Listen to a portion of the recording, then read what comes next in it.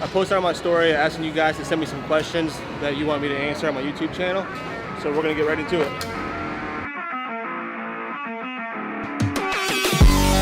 I was good at being something I'm not. I always saw myself. What is your thoughts on lifting fasting? I don't like it. If your sole purpose is to build muscle and to accrue new muscle tissue, lifting in a fasted state is not ideal. You need to make sure that you have a good supply of carbohydrates and protein to help fuel your workouts. More specifically, carbohydrates. It's gonna give you the energy you need in order to push hard, lift heavy, and be intense in the gym. And the more that you do that, the more that you're gonna be able to accrue more muscle fibers in order to do more weight, break muscle down more.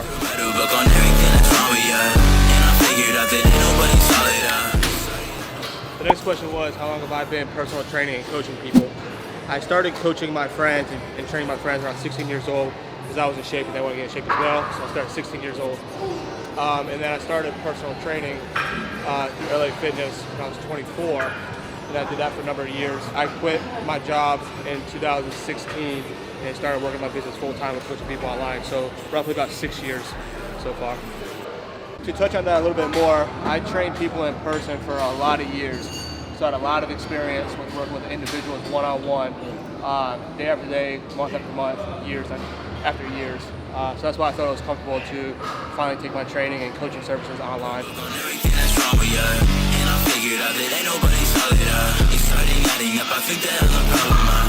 Next question is, what makes a good client for me? Since Kara's here back in the gym, I'll use her as an example. Basically, it boils down to somebody just following the plan without asking many questions and overthinking it mainly. If I write something on a plan, they're excited to do it, they want to get after it. They know that if more cardio is coming, they're excited about it because more progress is coming. Same thing with dropping food. If they're just excited about changes being made to the program that's going to help them reach their goal, aka losing fat or building muscle, whatever it is, that makes them a really good client. And Kara, obviously you guys seen this past year, is she's done 7 shows this year. She's literally followed everything to a T that I asked of her without much complaint, and that really makes a really good client. I think it's my insomnia. I could write a book on everything that's wrong with you, and I figured out that. That was hard. No, I do not. This is actually a good question. Best shoulder exercises. So, when working your shoulders, you need to have a good compound movement. And for me, a good compound movement that works specifically well for me is a dumbbell shoulder press or a Smith shoulder press. Now, this is going to vary from person to person, but those are usually the 2 go-to exercises to help build shoulders. Moving on from compound exercises, I like a cable lateral raise and a dumbbell Y raise chest support. You know what's the deal? You can't get a thing. Saying that it hurt, charge it to the game. Saying I'm a Joe, laughing to the bank. Is peanut butter a fat or protein source? Was the next question.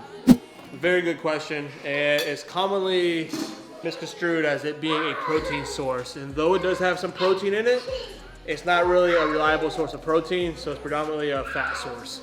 Good healthy fats. The fat content is pretty high per tablespoon, so 100% a fat source.